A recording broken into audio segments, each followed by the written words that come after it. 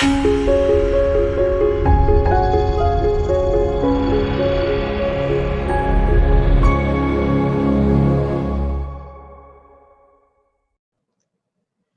and welcome everyone. My name is Sally Pinto and I'm from the Yonkers Newark Neighborhood Naturally Occurring Retirement Community. We launched back in January of 2020 and we're here to serve seniors 60 plus in Northeast Yonkers. We have lots of fun programs and activities, and we also have a lot of resources for you as well. Our programs include meditation chair yoga, body mind fitness, bingo, and any other programs that you might be interested, like arts and gardening. We have our resource specialist, Alexa Smith, who can help you with finding services and activities out there for you, as well as our nurse, Barbara Simone, who can help answer your health-related questions. We're here for you, we're here for our community, and we look forward to seeing you in our programs.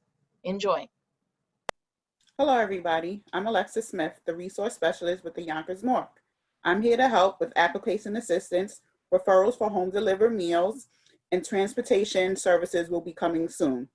We also offer Zoom activities and Zoom programs. And if you have any other questions or concerns, I'm here to help. Thank you so much and enjoy the program. Welcome. I'm Barbara Simone, registered nurse. I recently retired from Westchester County's Health Department as a public health nurse. I am now here to try to assist you with any medical or preventive care issues. Enjoy this program, and I'm looking forward to working with you. Yes, why I'm holding up the book is that ultimately, I would like you to come to the library and take out books on sustainability. And this is one of my favorites, and it belongs to Crestwood Library, the location, Crestwood location, How to Give Up Plastic. What I'd like to start with is words like sustainability and going green are en vogue. That's French for popular. And I think what's happening in our society is manufacturers are now coming to the table. Maybe they have been for 10 years, like hybrid cars, electric cars, sustainable sustainable covers and wrappings. So what I want to ask is, this is all about lowering our carbon footprint. That's what today is about. However, I want you to keep in mind the long view, that while we are responsible for our own sustainability, remember that there is something we can do about the larger corporations who have a larger percentage of them throwing CO2 into the atmosphere. Obviously, it's not one person doing it, but when you look at things like the gas and oil refineries, car manufacturers, the meat industry, these are high on the list of creating a larger carbon footprint. But it's more than just CO2, it's also methane. And I'm not trying to get into a chemistry lesson, but just to give you some idea, last year you would think that given the fact that we weren't driving and that we weren't going out a lot, right, the carbon footprint should have been lower, but it wasn't, because it takes the earth that much longer to get over what was thrown into the atmosphere years before. So putting the brakes on our carbon footprint will take some time. However, that doesn't mean that you can't take care of things in your own house. And the reason why I say that is some of the things that we're using are either bad for our skin, bad for our allergies, built up toxins in our system. I mean, generally, our kidneys and our livers can get rid of all this stuff. So let me just get right into it. Let's start with plastic, okay? I'm going to show you examples. This is cling wrap. I've had this in my house for about, I'm going to say about 10 years, because I stopped using so much of it. And I want you to understand that I'm not good at this. I'm trying to get better. And what I want to do today is give you alternatives, because this is what I've been doing in my own house, giving alternatives. So show of hands, a shout out, how many of you have this in your closet? If you don't want to say, it's okay. Right, it's in my closet. So what could we use? What could we do that would replace this? What could we do that would be reasonable to replace this? So I'll give you, for instance, this is beeswax wraps. When I first read about beeswax wraps, I thought, what is that? It's a cloth and it's infused with beeswax and pine resin. So this is beeswax. I got it through Ed Walsh on Amazon. This is pine resin. It's pretty sticky. I can't even budge it. I have to break it up. So what I did was I sprinkled it on this cloth that Ed also bought for me. Friends of Crestwood Library did. And I sprinkled it with the beeswax, the resin, and jojoba oil. And then I put it in the oven on a hot day. And out came this, and I brushed it with a brush to infuse the cotton cloth. This is a commercially made one, just as good, okay? The reason why I give you the two examples is that this one cost in a package of three, $18. This you can make, and you can make it over and over again, because you can keep the things in your house, beeswax. You can always use it for something else. And you can re-infuse it with the beeswax and the resin later on as it wears down. And all you have to do is take your plate or your bowl and you cover the food with the beeswax. What I've used the beeswax wraps for, I make cookie dough. And you know when they tell you to put it in the refrigerator and let it get, thick and harder? I roll the cookie dough in the beeswax wraps and wrap it up and take it out an hour later.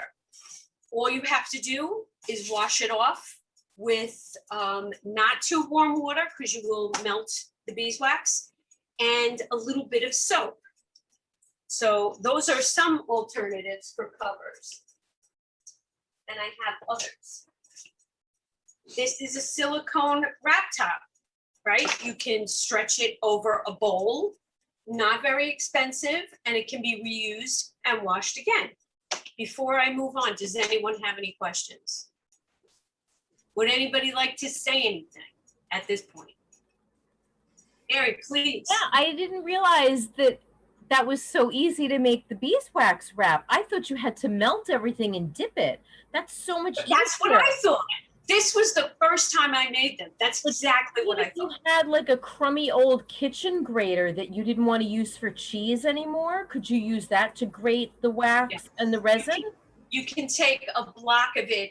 It starts to get sticky on your hands, but yes, you can wear gloves, grate it. The beeswax, grate the rosin. The rosin's a little bit harder. I took a hammer to it. Oh, it was in a bag and I broke it up. However, rather than do that, you just purchase powdered food grade pine resin. Oh, I didn't even know that existed. Wow. Right. I only know it from baseballs. For baseball. Right, who knew? But that's commercial grade. Remember, you're putting food over this. Thanks for the tip. The other thing you can do is take a cloth, sew an elastic around it, and that's what goes over your little bowl or whatever you're covering. There's also another thing. Hold on, not done yet. Tupperware, always good. It's always good to store stuff, so you can use that. Like, I don't know if you're like me, but if your food is, like I have a half of an avocado, I put a little piece of the, you can cut the beeswax wrap into smaller pieces. Okay, so I'm gonna set that aside. Also, wait, I forgot one last thing. Silicone bags. These can also store food. So they're out there. And these things are silicone, not rubber. and they come in larger sizes and are dishwasher safe. And I went to True Value for this, Cornell's on 22. But you can go to any place. If you don't feel like using the internet, a lot of stores are carrying these. Okay. My daughter uses those for a lot of the baby stuff, like you were saying, avocados. They'll use half an avocado and she'll put the rest of it in there. Right, right. Another tip, if you have an avocado half, keep the pit in it. It keeps it greener. I don't know why. I never looked up the explanation for that, but apparently it does. Okay. You could do the same thing with guacamole. Put the pit in the guacamole, keeps it nice. Okay, my gosh, I'm not this crafty, but I think for the environment and for my own health, I started doing this because I feel the utility of it is so good. Okay, let's get to soap, okay? Because I did speak about washing the beeswax wraps, which you can do. So you can make your own soap concoctions, and I'm only speaking about dishwasher soap for now. You can either purchase it. Mrs. Myers is a good brand. Method. The Grove Collaborative has a lot of choices in terms of what's in your soap. Now, why am I mentioning this? Well, you might feel like there's a lot of grease, right, in your dishes. So how are you going to do that with, how are you going to wash your greasy dishes with something that has vegetable oil base in terms of soap? Because, right, Dawn is the greatest dishwasher liquid, right? It's fantastic. Phil, can you go to the slides? And I believe it's slide number 3. I just want to show you a little picture I took. Fourth one down. So when I was preparing for this, when I was preparing for this Zoom program, I took a picture while I was shopping. And on this, I don't know, Phil, can you get it big?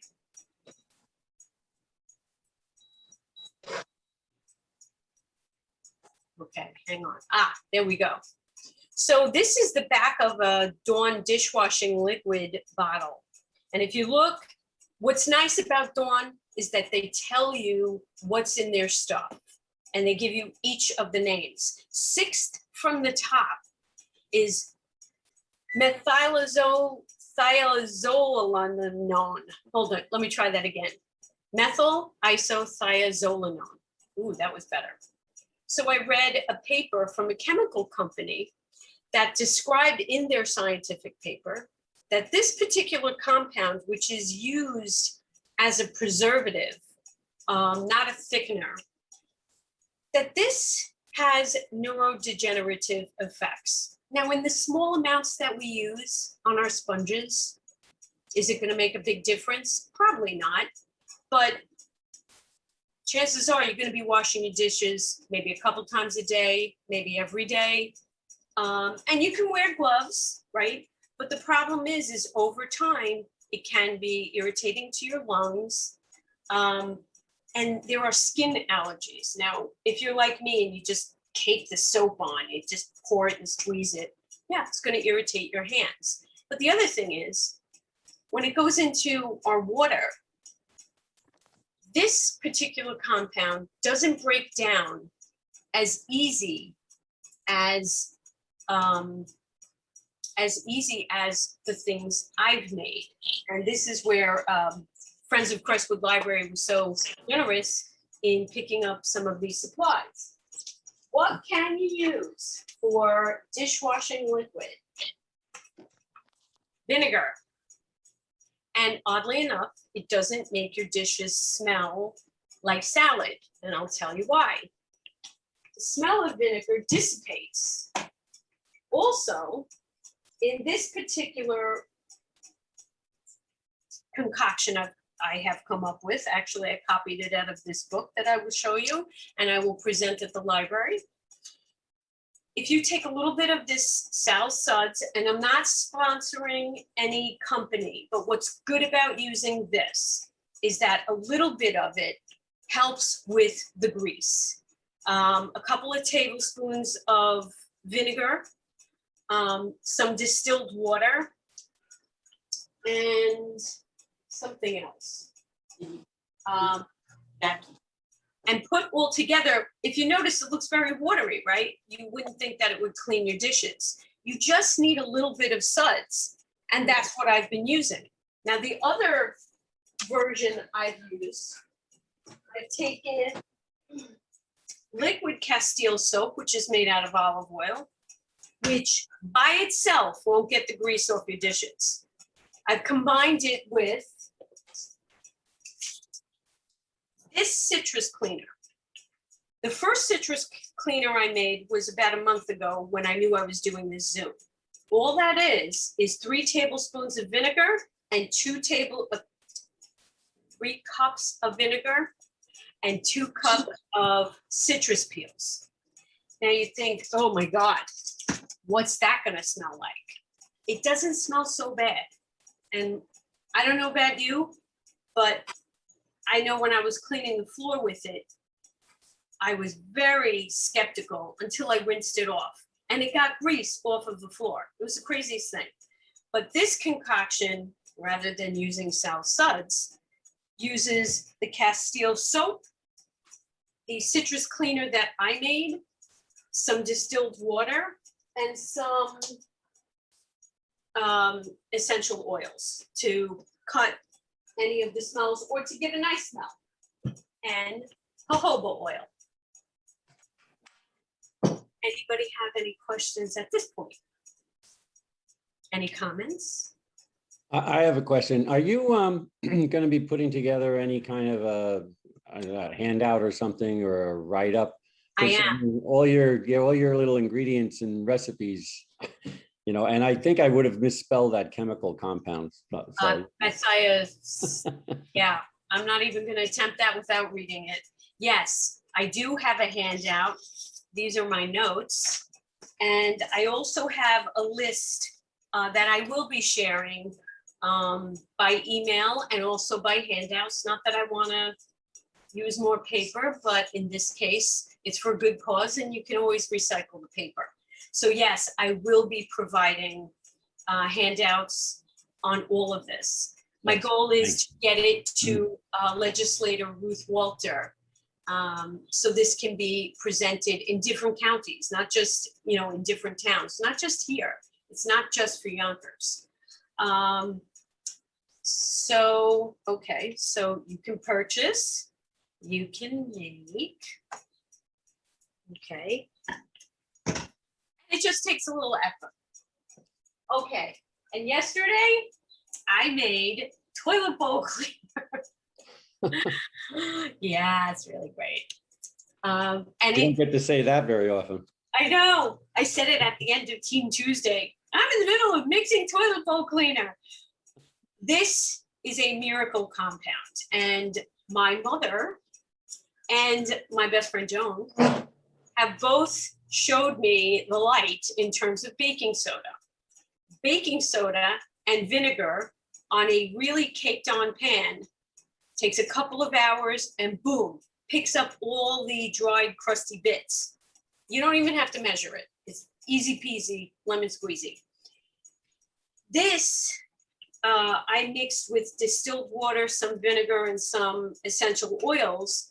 And I just mixed it around. And of course, you see, I'm reusing a bottle because I didn't go out and buy, some pretty bottles. I just thought, there's the empty soda bottle. Let me grab that.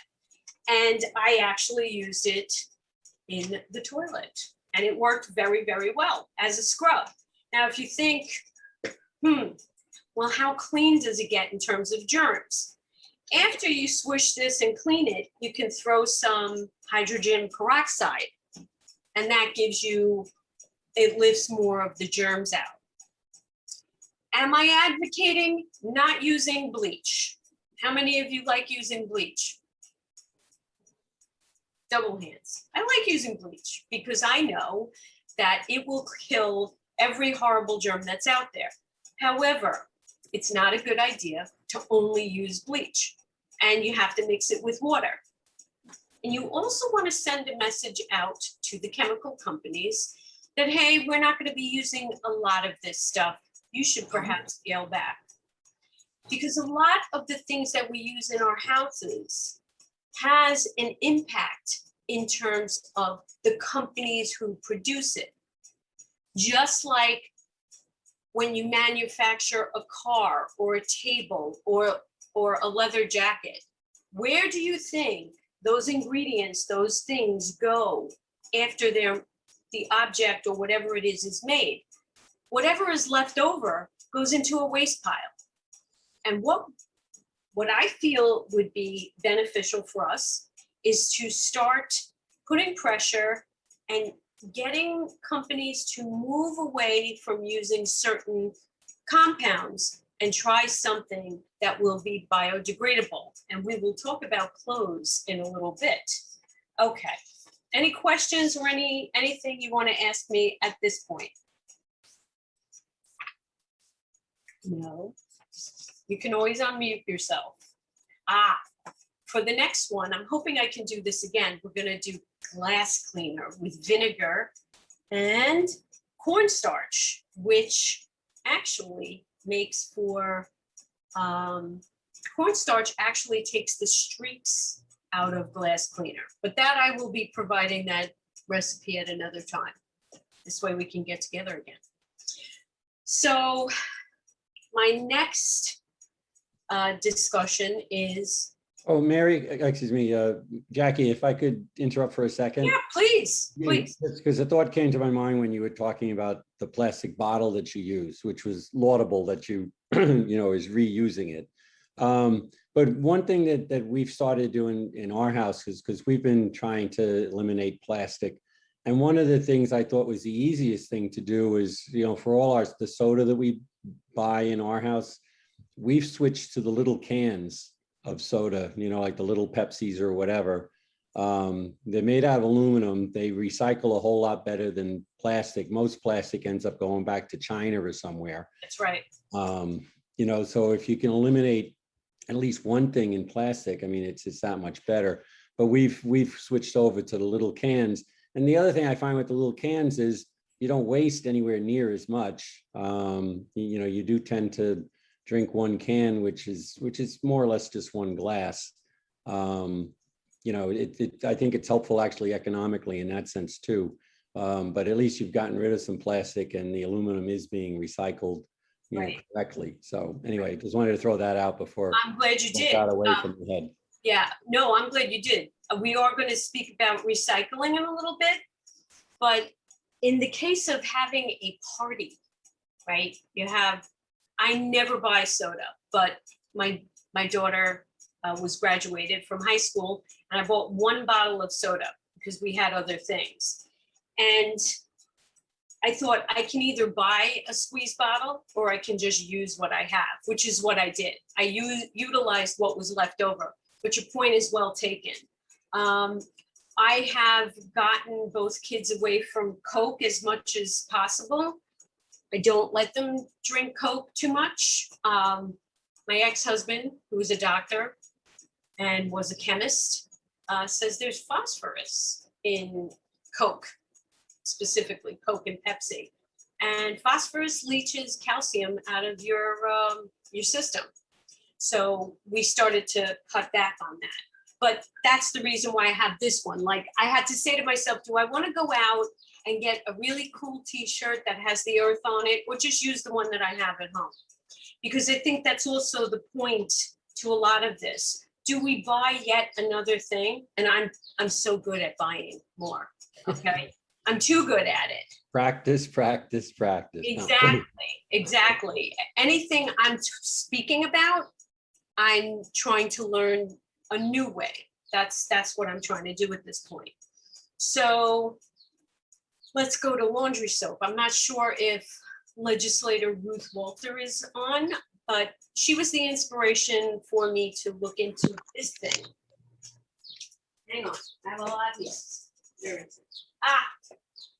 So one day I came into work and I found these strips of moon cheese. Looks like moon cheese. That's what I called it. And I texted Z, I was like, what's with the moon strips? And these are laundry strips. This is soap, okay? For a smaller load, you use half. For a larger load, you use 2. This is the package for 32 loads. That's it. Now, I'm not sure that the packaging is recyclable. That can be looked into. However, it's a smaller package to throw out. And it is hardly the size of laundry detergent. The other thing is, this is another laundry detergent. It's a concentrate. So I support this, not just this company, but companies just like it. And the thing is, you always have to consider in recycling, you look at the number at the bottom. The lower the number, the easier it is to recycle. So when you see things like 5, 6, 7, that's a, recyclers do not have a hard time recycling that material. But we'll speak about that in a minute. Because since we've spoken about laundry detergent, and there's another company, Misty Mountain Laundry Detergent as well, I am going to provide all of this in a document and I will send it to all of you. So let's speak about sustainable clothing and what that means. And Sebdi, who is on the line, was the inspiration for this. She and I have spoken about sustainable clothing. And sustainable clothing is something that's capable of being sustained. You have to, one, operate in a way that you're working for years and decades to come, that you're not exploiting workers, and that the materials you're using in your clothes are either recyclable, can be reused, or are made with organic materials that are created in a sustainable way. I have a list of companies that engage in this: Patagonia, Pact, Wear Pact, Levi's, because, and I want you to think about this, jeans and cotton are made with a lot of water.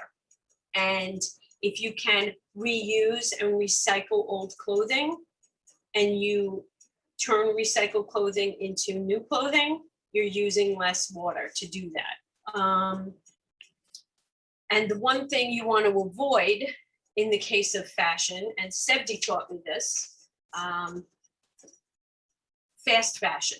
And fast fashion gives people the idea that, well, this is it trendy and it's disposable. And you don't want that. You want fashion that can go on for a long time. Okay. Any other questions? Because now I'm going to speak about recycling. I love recycling. And does recycling always work? No. And yes.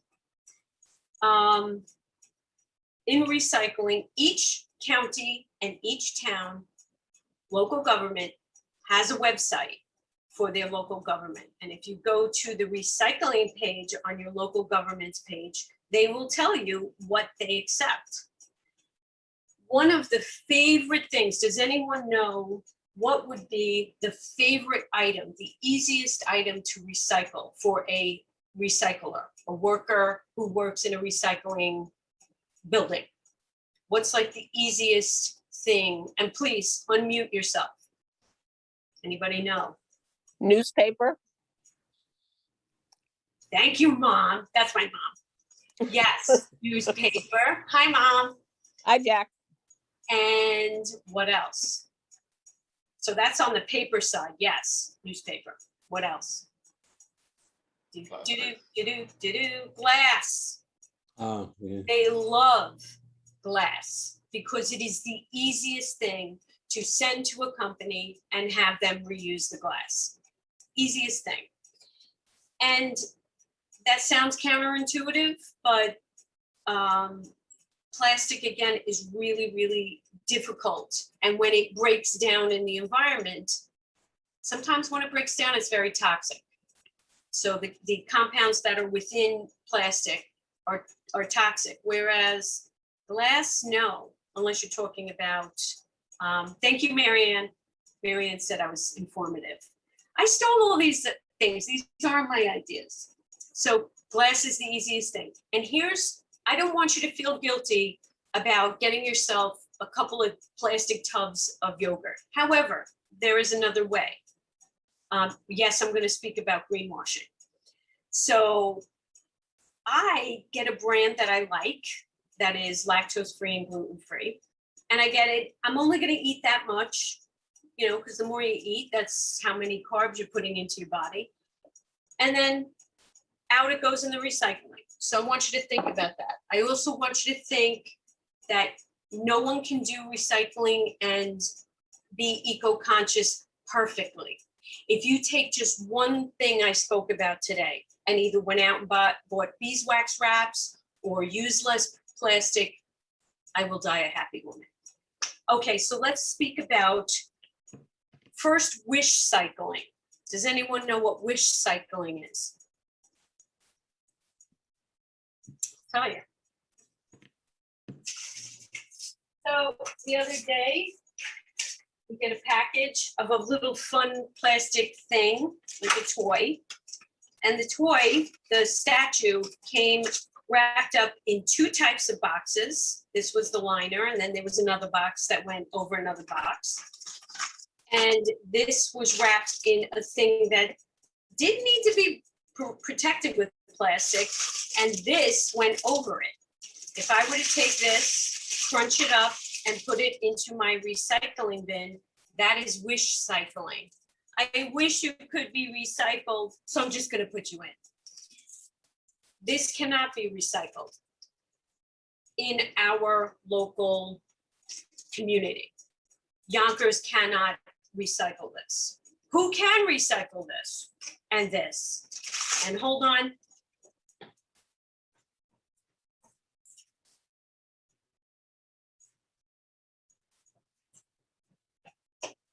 And all these party leftovers, balloons that I popped with plastic ribbon.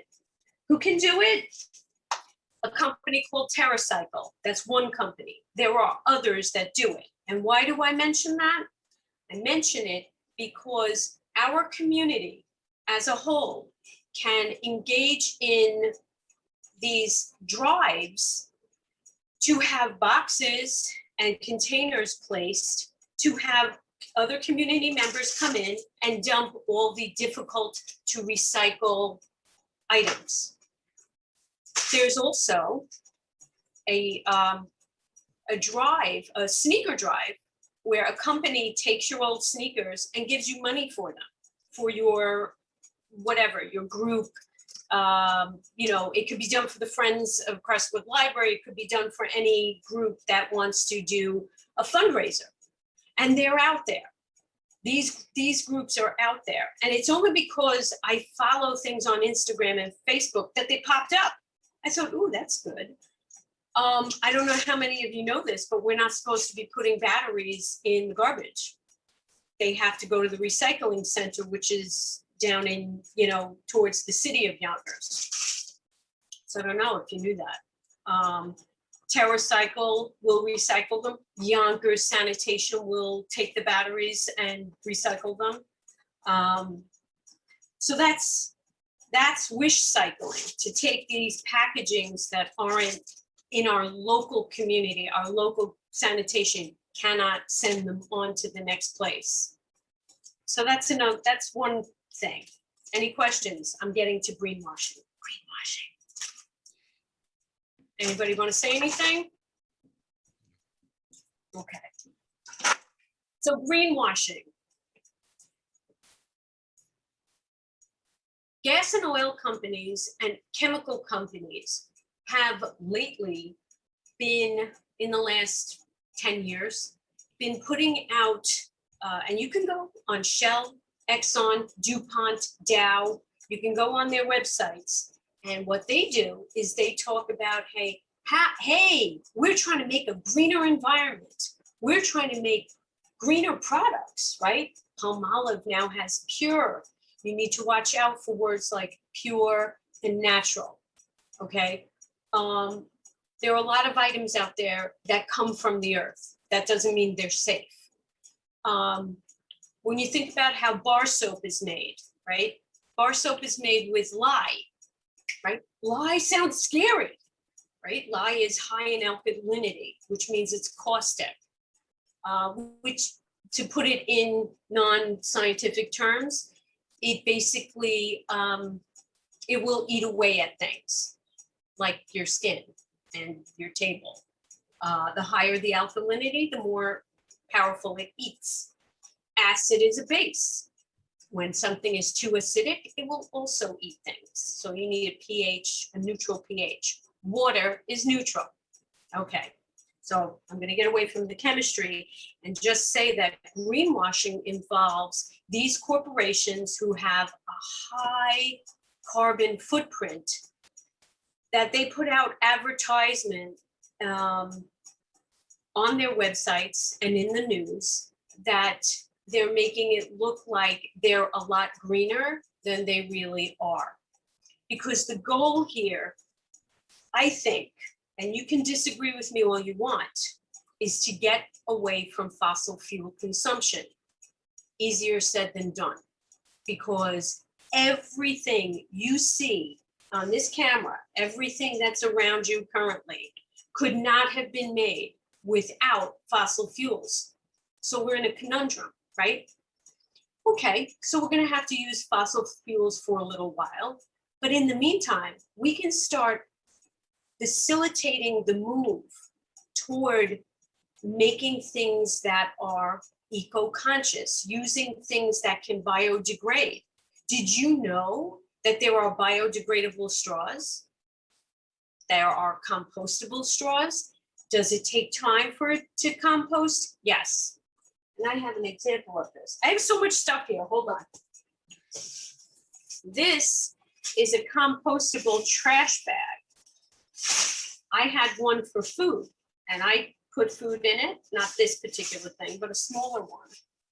And I compost my food. I put it in the corner on top of the dirt, and then I throw dirt over it.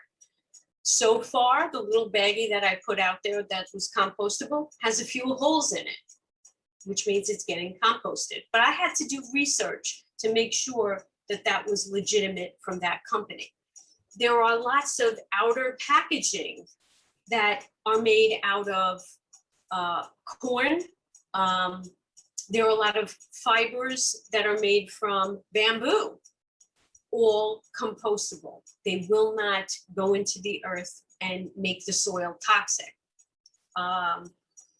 Does anybody have any other questions? Did I answer the question about greenwashing?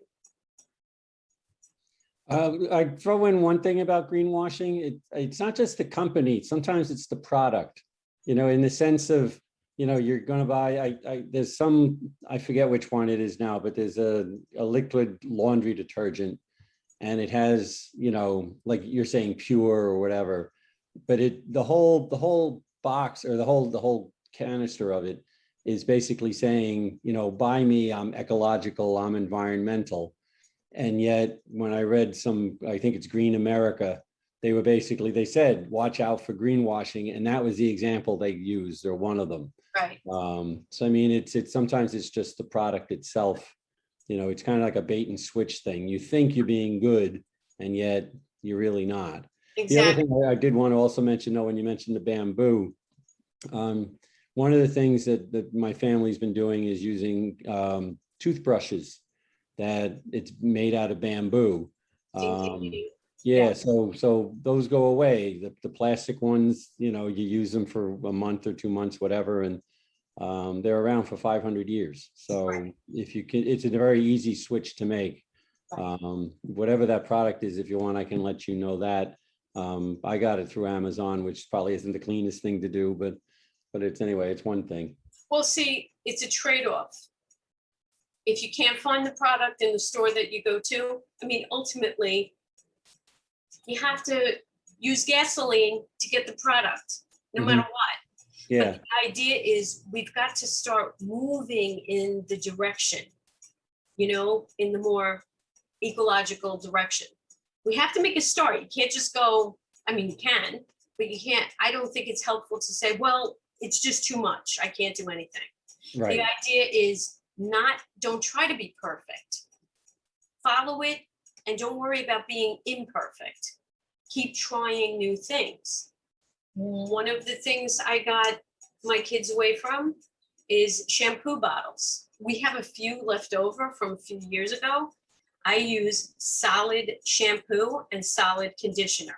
Is it the easiest thing to do? Well, obviously not like pouring a bottle of, soap on your head. That's simple, but this isn't so hard. And I bet you I don't have it down here. Okay, so I don't have my bar shampoo, but I have bar shampoo. Basically, let's pretend this is the bar shampoo. You just wet your hair a lot, rub the shampoo over your head, in your hands, make a little lather, rinse it out, and get the solid conditioner and just swipe it over your hair. Is it the easiest thing to do? On a scale of 1 to 10, it's like a 4. Obviously, bottle shampoo, liquid shampoo is a 0, and it's done. That's ease of use, as opposed to having so many bottles of shampoo thrown in for recycling. So it's a trade-off. You know what I'm saying? You have to think of what's the goal that you want to achieve. Right. But if I could jump in on that Yeah, one sure. more time.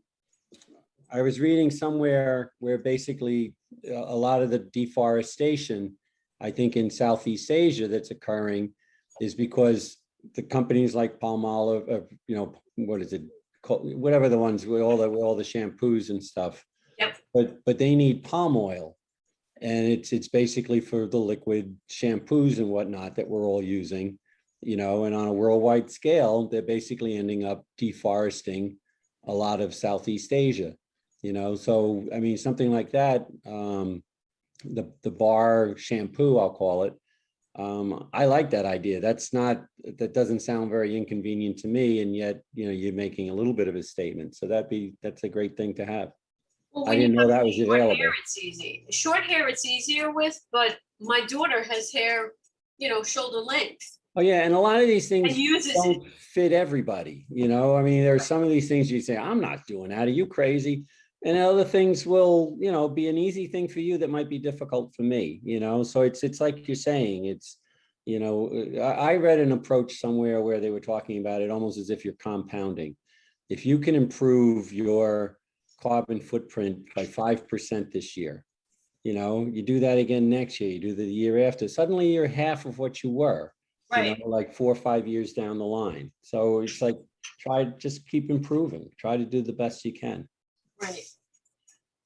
So there's just a lot to unpack. I'm not even sure that I got to everything.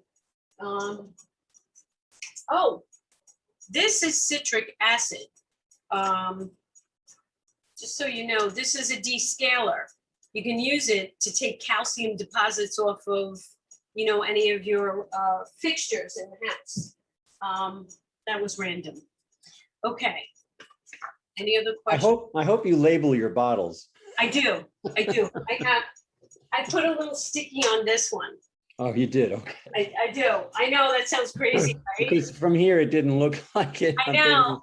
Oh, you get those things wrong. Wow. Well, the other thing is with the citrus cleaner I've made, this will be ready in 2 weeks. This is by far the easiest thing to do. And you dilute it with water, like so easy. I just figured I'd make a whole new batch of it. So yeah, yes, I label everything. You have to, because things like you can't mix bleach with, I think it's bleach with vinegar or bleach with hydrogen peroxide. One of them makes chloroform. Oh, lovely. That's not great. That's Yeah. why I'm saying, I'm not trying to say, oh, these natural things, they're so good for you. No, you have to be careful with them. It's like saying, well, look, digitalis is made from foxglove. Yeah, so if you were to eat foxglove, you could potentially throw yourself into a heart attack or stop your heart. It's poisonous, but it's natural. And Jackie, Yes. it's bleach and ammonia. Thank you, Mom. You're welcome. That makes a chlorine gas. But the other, is it also chloroform? Okay, yes. Yeah, you definitely don't want bleach and ammonia. Which is why I'm saying you don't have to not use bleach. You can use less of it. So every time you clean, you don't have to clean with bleach. The vinegar is amazing. And I poured it all over the floor, not wood and not marble. Because the marble cleaner, you use alcohol to clean marble, alcohol, vinegar, and something else. But see, there's just so much to talk about. I can't get to every single thing. But yeah, you have to be careful about what you mix. Yes. So let me go on to energy wasters in your house, because this is for free, okay? This doesn't cost you any money. So this is my, strip. This is my charger for my computer. And guess what? This isn't plugged in. This is wasting energy. I did this as an example. Unplug it. If you're not charging anything, take all your chargers out. It draws less electricity. Unless you have a desktop computer, that's what this is, turn off all your strips, because your strips keep drawing energy. Anything that's plugged into the plug will continue to draw energy. So if you're not using it, unplug it. The only reason why you don't unplug a desktop computer is that the battery wears down. So this keeps the battery pretty good. You can unplug it for a short time, but you don't want to do that for long periods of time for a desktop computer. Okay. So energy vampires, TVs, electronics that are plugged. Oh, I said that already. What uses the most electricity in terms of appliances? Anybody want to name one? Washing machine, something like that. Refrigerator. Who said refrigerator? Yeah. I did. What else? Your hot water heater. I know people who like to take 45-minute showers. My children, once in a while. But the idea is that hot water heater is drawing a lot of electricity.